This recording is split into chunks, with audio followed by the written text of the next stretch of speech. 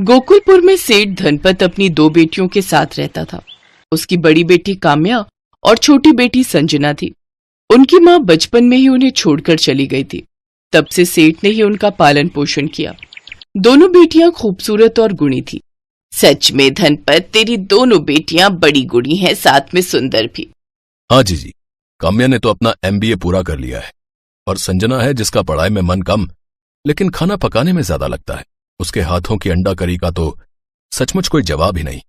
हाँ वो तो है, लेकिन बिन माँ की बच्चियां हैं, जवान भी हो गई हैं, तो बुआ होने के नाते तो मैं यही कहूंगी कि दोनों के हाथ पीले कर दे।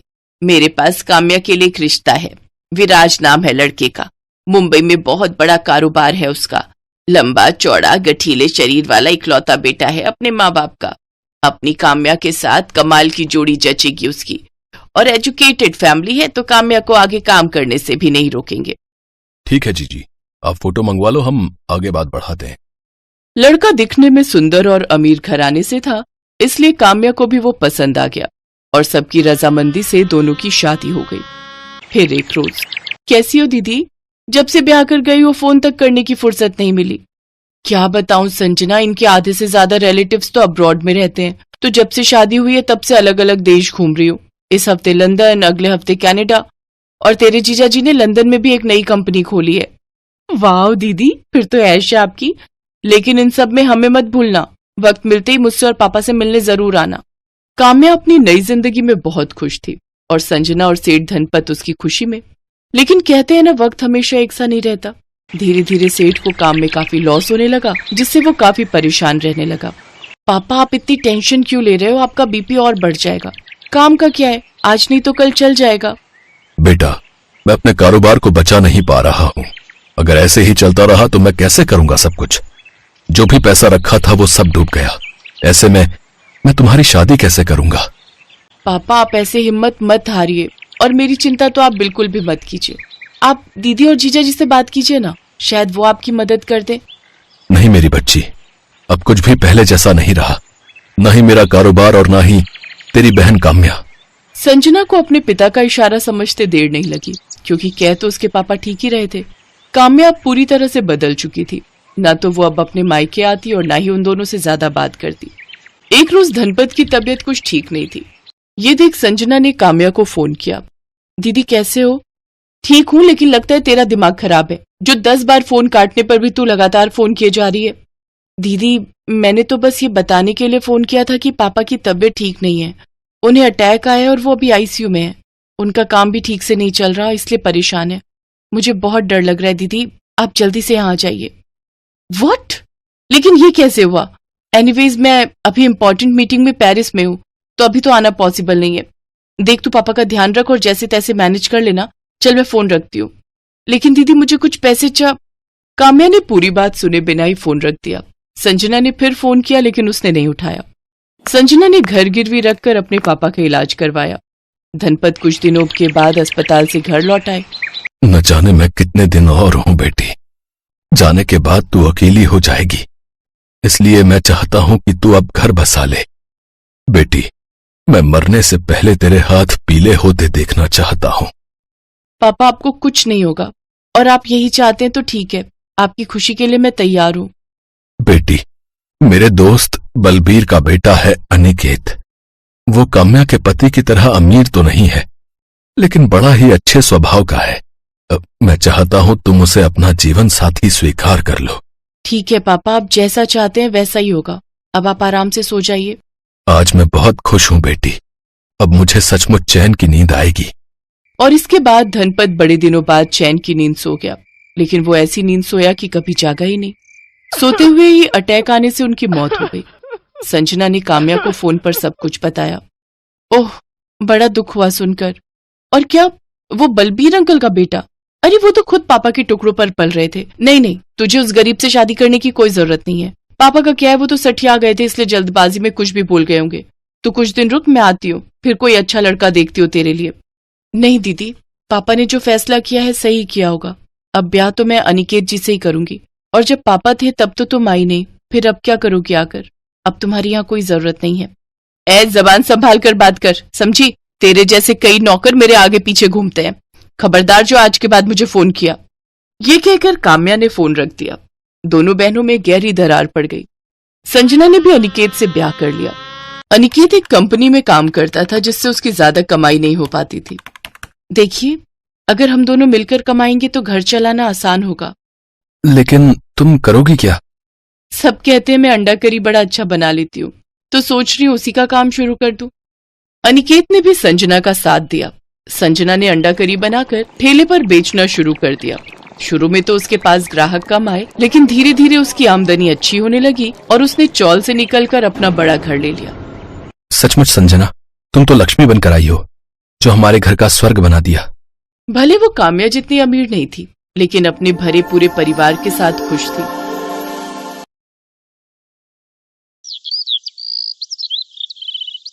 कहते हैं बहनों के बीच में प्यार का अटूट रिश्ता होता है, लेकिन ये कलयुग है और कलयुग में तो प्यार पैसा देखकर ही किया जाता है। ऐसे ही एक गांव में एक गरीब किसान के घर 3 बेटियां पैदा हुई थी। किसान ने तीनों का नाम रितु, राखी और रीना रखा था, लेकिन तीनों बेटियां जब 18 साल की हो गईं, तब वो किसान और उसकी पत्नी एक एक्सीडेंट में मारे गए। तीनों बेटियां अनाथ हो गईं। अब इस दुनिया में हमारा कोई नहीं है। पिताजी हमारे लिए कितनी मेहनत करते थे, अब हमें कौन खाना खिलाएगा, हम क्या करें? तीनों एक दूसरे को पकड़कर रोने लगे। फिर 2 दिनों के बाद रितु ने कहा, राखी, रीना, हमें शादी कर लेनी चाहिए, तभी हमें इस गरीबी से मुक्ति मिलेगी। लेकिन हमसे शादी करेगा कौन? हम तो दहेज भी नहीं दे सकते। तो क्या हुआ, आजकल के लड़के लड़की देखते ही फिदा हो जाते हैं। बस अमीर लड़कों को प्यार के जाल में फंसाकर शादी कर लो, बात खत्म। लेकिन रीना को ये बात पसंद नहीं आई। उसने कहा, नहीं नहीं, किसी और के भरोसे क्यों रहना है, हम खुद करेंगे कुछ। तू पागल है क्या रीना?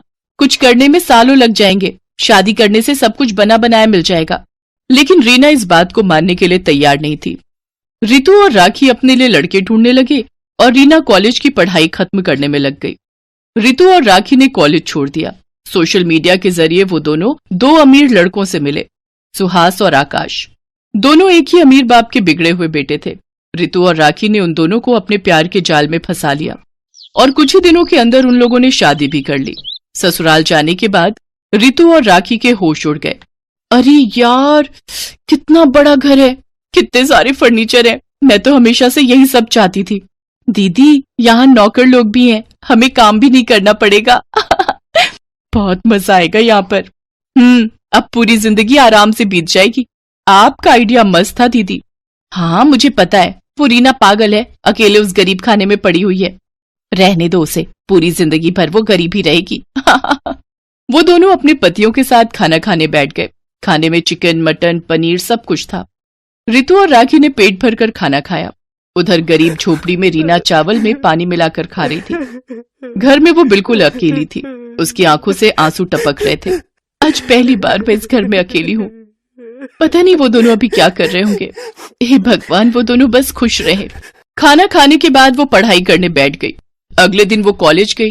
प्रिंसिपल ने उससे कहा, रीना, तुमने 2 महीने से कॉलेज की फीस नहीं भरी, कब भरोगे पैसे? माफ कर दीजिए सर, मेरे माता पिता का देहांत हो चुका है, इसीलिए नहीं भर पाई। ये सब बोलकर कोई फायदा नहीं होगा। फीस भरो, नहीं तो निकल जाओ इस कॉलेज से। प्रिंसिपल ने रीना को धक्के मारकर कॉलेज से निकाल दिया। रीना को बहुत दुख हुआ। हे भगवान, मैं तो पढ़ाई करके अपना करियर बनाना चाहती थी, क्या इस दुनिया में पैसा ही सब कुछ है? रीना काम ढूंढने लगी, लेकिन किसी ने उसे काम नहीं दिया। अगले दिन सुबह रीना जब घर का काम कर रही थी, तब उसके घर के बाहर एक गाड़ी आकर रुकी। गाड़ी में से रितु और राखी बाहर आई। अरे दीदी, आओ आओ, मुझे लगा कि आप लोग इस घर में कभी नहीं आओगे। नहीं नहीं, हमें तो आना ही था, हमें देखना था कि तू किस हालत में है। हाँ हाँ, तूने हमारी बात नहीं मानी। हम देख कितनी बड़ी गाड़ी में घूम रहे हैं। अच्छी बात है दीदी, लेकिन मुझे खुद से कुछ करना है, पति के पैसों से ऐश नहीं करनी है। तू खुद कुछ नहीं कर पाएगी। वैसे कॉलेज नहीं गई आज? वो कॉलेज की फीस नहीं दे पाई ना, इसीलिए कॉलेज से मुझे निकाल दिया। यही होना था। अब कर ले तुझे जो करना है, हम तो पति के पैसों पर ही ऐश करेंगे। वो दोनों गाड़ी में बैठकर चले गए। रीना को अपना पेट पालना था, लेकिन उसके पास ज्यादा पैसे नहीं थे। रीना के पास जितने भी पैसे थे, उन पैसों से रीना ने चावल और राजमा खरीदा और बाजार में राजमा चावल बेचने लगी। राजमा चावल खा लो, राजमा चावल खा लो, स्वादिष्ट राजमा चावल। 2 महीने बीत गए। रीना राजमा चावल बेचकर अपना पेट पालने लगी और घर लौटकर पढ़ाई करती रही। एक दिन रीना शाम को घर आई और पढ़ाई करने बैठ गई। तभी बिजली चली गई। पूरे घर में अंधेरा छा गया। अरे, आसपास के घरों में तो बिजली है, यहाँ बिजली क्यों चली गई? तभी रीना को याद आया कि 2 महीने से बिजली का बिल भी नहीं भर पाई है वो। लेकिन रीना को पढ़ाई करनी थी। घर में एक मोमबत्ती तक नहीं थी। अंधेरे में पढ़ाई कैसे करूं? पढ़ाई नहीं करूंगी तो मुझे नौकरी भी नहीं मिलेगी। बहुत सोचने के बाद रीना को दुर्गा माँ की याद आई। गांव में दुर्गा माँ का एक मंदिर था। मंदिर तो छोटा सा था, लेकिन मंदिर में हमेशा एक बल्ब जलता रहता था। रीना किताबें लेकर मंदिर चली गई। दुर्गा माँ की मूर्ति के सामने बैठकर बल्ब की रोशनी में वो पढ़ाई करने लगी और पढ़ाई करते करते रीना वहीं सो गई। सुबह उसकी नींद खुली तो उसने देखा मंदिर का पुजारी वहां बैठकर पूजा कर रहे हैं। पुजारी जी, आप कब आए? थोड़ी देर पहले आया हूं बेटी। तुम सो रही थी, इसीलिए मैंने तुम्हें नहीं जगाया। लेकिन तुम यहाँ किताबें लेकर पढ़ाई क्यों कर रही हो बेटी? रीना ने उनसे सब कुछ कहा। पुजारी ने सब कुछ सुना और रीना से कहा, ठीक है बेटी, अब से तुम मंदिर में ही रहकर पढ़ सकती हो। यहाँ मैं तुम्हारे पढ़ने और खाने का इंतजाम कर दूंगा। तुम बस पढ़ाई करो और दुर्गा माँ को मन ही मन बुलाओ। दुर्गा माँ तुम्हें निराश नहीं करेंगी। रीना घर छोड़कर मंदिर में ही रहने लगी। उसने राजमा चावल बेचना छोड़ दिया और अपना पूरा वक्त पढ़ाई पर देने लगी। उधर उसकी दोनों बहनें ऐशो आराम से जिंदगी बिता रही थी। उन्हें किसी भी चीज की कमी नहीं थी। लेकिन एक दिन ऋतु के साथ सुहास का किसी बात को लेकर झगड़ा हो गया। आकाश ने सुहास से कहा, भैया, ऋतु और राखी के चोचले दिन ब दिन बढ़ते जा रहे हैं। हाँ, वही तो देख रहा हूँ। कुछ करना पड़ेगा। इन दोनों को हमारी जिंदगी से निकाल देते हैं। हमें तो कोई भी लड़की मिल जाएगी। तूने ठीक कहा आकाश। अब ऋतु से मन उठ गया मेरा। मुझे भी अब राखी पसंद नहीं आ रही है। ऋतु और राखी को आइडिया भी नहीं था कि उन लोगों के साथ क्या होने वाला है। उसी दिन रीना का इंटरव्यू था। उसने दुर्गा माँ के सामने हाथ जोड़कर कहा, हे दुर्गा माँ, मेरे पास कॉलेज की डिग्री नहीं है। बस मुझे किसी भी तरह ये नौकरी मिल जाए, फिर मैं धूमधाम से आपकी पूजा करूंगी। रीना इंटरव्यू में गई। कंपनी के मालिक ने पूछा, तुम्हारे पास तो कॉलेज की डिग्री नहीं है। तुमने कॉलेज खत्म ही नहीं किया। तुम्हें हम ये नौकरी क्यों दे भाई? सर, मैं गरीबी की वजह से कॉलेज खत्म नहीं कर पाई, लेकिन बड़ी मेहनत से पढ़ाई पूरी की है। आप मुझसे कोई भी सवाल पूछ लीजिए। कंपनी के मालिक ने प्रश्न पूछा और रीना ने सभी का सही उत्तर दिया। उसे नौकरी मिल गई। उसकी आंखों से खुशी के आंसू टपकने लगे। उसने अपने दम पर गरीबी से मुक्ति पाली। उधर सुहास और आकाश ने 2 नई लड़कियों से शादी कर ली और उन्हें घर ले आए। ऋतु और राखी चौंक गए। सुहास और आकाश ने उन दोनों को घर से निकाल दिया। ऋतु और राखी रातों रात फिर से गरीब हो गए। वो दोनों रोते हुए अपने पुराने घर में लौट आए और देखा रीना पुराना घर तोड़कर नया घर बना रही है। अरे दीदी, आप दोनों, क्या बात है? तुझे नौकरी मिल गई बहन। हाँ, तू सही कहती थी बहन। खुद के दम पर ही अमीर होना चाहिए। हम गलत थे। कोई बात नहीं दीदी, अब हम तीनों एक साथ रहेंगे। आप दोनों पढ़ाई शुरू कर दीजिए, बाकी मैं देख लूंगी। तीनों एक साथ रहने लगे। ऋतु और राखी पढ़ाई करने लगी और उन दोनों को भी नौकरी मिल गई। तीनों ने मिलकर बड़े धूमधाम से दुर्गा माँ की पूजा की और इस तरह तीनों बहनें अमीर हो गईं। हेलो दोस्तों, कैसे हैं आप सब? हमारी कहानियाँ देखने के लिए हमारे चैनल को सब्सक्राइब कीजिए और हाँ, बेल आइकॉन पर क्लिक करना मत भूलिएगा।